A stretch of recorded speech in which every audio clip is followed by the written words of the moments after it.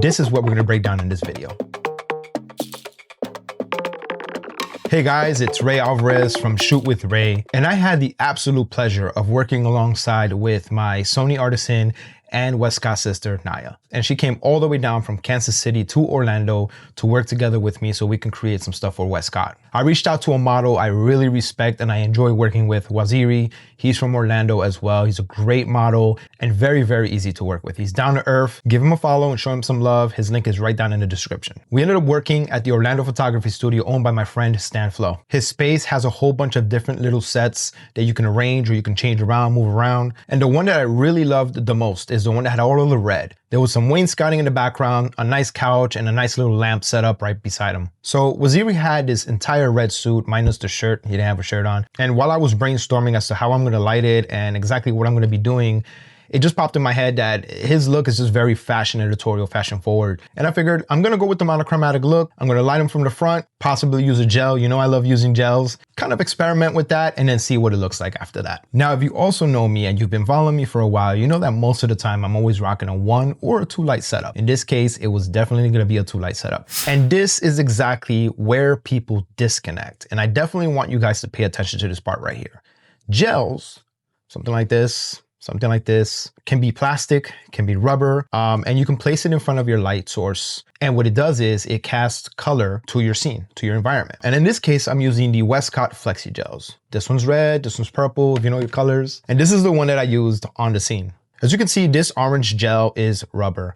And what this does, it goes right above your bulb on your Westcott lighting. The reason I really love this is because first and foremost, being that it's rubber, it's easy to work with. You don't have to worry about it dropping or losing it.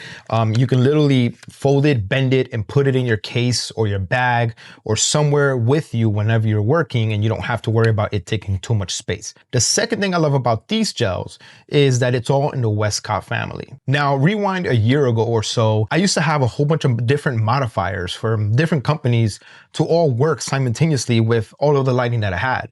And I figured that I had the light source, then I had a modifier, then I had to attach that to another thing and then buy a gel and attach that to that thing. And then it just became this big unorganized mess of equipment that just doesn't feel professional, look professional to your clients, and it just looked like it was all over the place. These gels right here fit within all of the light units within the Westcott family. So this works on the 400 too, this works on the 800, it also works on the brand new 250. And if I'm not using these, I'm definitely using these.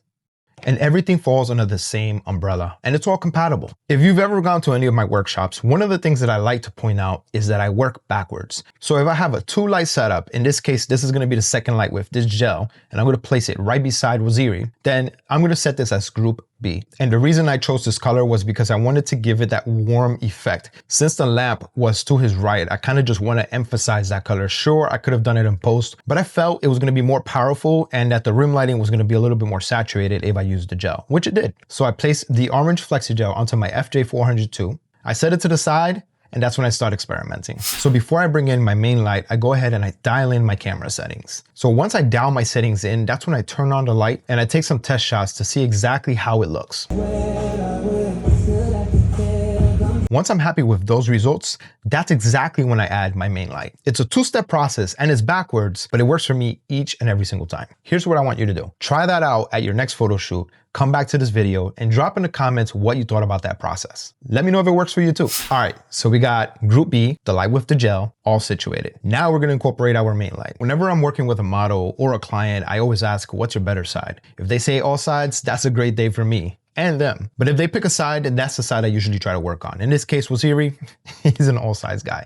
This guy looks great. Once I figured that out, I started moving the placement of light. I start off with my right. If not, I shifted the light to the left. I ended up working with a secondary FJ400 version 2 with a larger softbox. You guys know the drill. The larger the modifier, the closer the modifier, the softer the light. And you know me, I'm a lover for soft light. And I thought it went perfect with the look I was trying to obtain. I wanted the scene to be moody, to be mysterious. So the next part was adding smoke.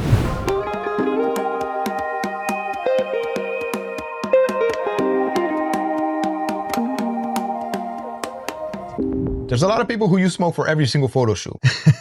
Smoke is subjective, just like black and white photos. Not every photo can be black and white. But I figured in this case, he's wearing a suit, it's moody, it's fashion. I said, why not? Let's use some smoke. Let me pause this story right here. At my workshops, I always talk about creativity and creative flair. It's all good to get it all in camera. I preach that every single time. But something I always preach as well is that we have a creative flair. All of us do. That's what makes us different. That's why our styles are different. So with that being said, I'm thinking ahead. I'm thinking ahead about what my post edit will look like, because yes, I do tend to edit my photos. I either move things, sometimes I add things, sometimes I remove things, sometimes I'm modifying it, sometimes I even flip the colors to something completely different. And you've seen that before, especially on my Instagram portfolio. But in this case, I'm thinking about what I want to do in post. Going with the monochromatic look, you know very well that I'm going to modify some reds, some magentas, and maybe some orange just to make sure that it all looks good in the theme of the photo whenever I'm done with it.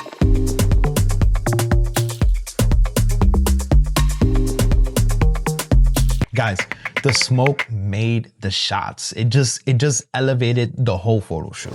Now, I want to go back to the second light for a moment, the one with the orange gel, Group B. A lot of strobes nowadays come with a modeling lamp, and some of them don't. But the modeling lamp that is included with the FJ400ii is superior. I say that because not only can you set it to a cooler temperature or a warmer temperature, but you can also set the strength. So it could be very low power or very high power. And I truly love that because it helps me visualize what the photo will look like. Which is why whenever I'm not shooting with the FJ250, I absolutely love the FJ400ii. It has touchscreen, compatible batteries with all of the units. It has the modeling lamp. It's a great unit. If you guys have any questions on the gear I used, any of the lighting or the gels, drop your questions below in the comments. I would love to hear it, and I'm here to help. You guys know this. For those of you who have been on this channel for a while, you know I'm here to help. I always reply. The last thing I want to touch on is the placement of light.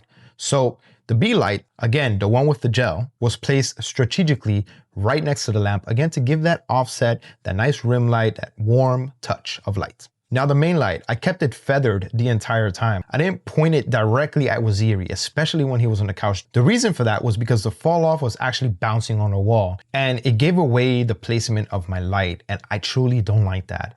One thing about me is I truly love clean images. I don't like giving away my light source. I don't want messes. I like to clean up my photos in post.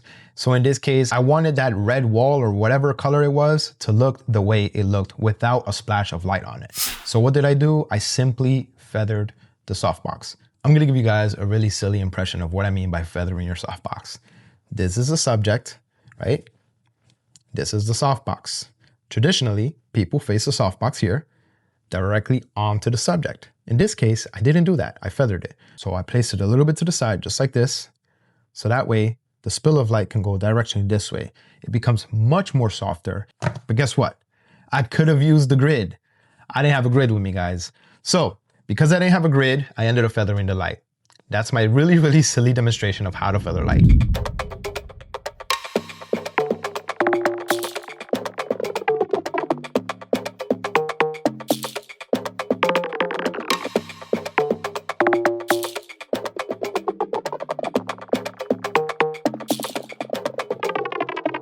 Waziri's great. He loved the images and he had a whole bunch of fun. I had a whole bunch of fun with Niah as well. She also did her version of the photo shoot later on after I did, and those shots came out incredible. Drop your questions in the comments and I'll see you in the next one. Thank you for watching.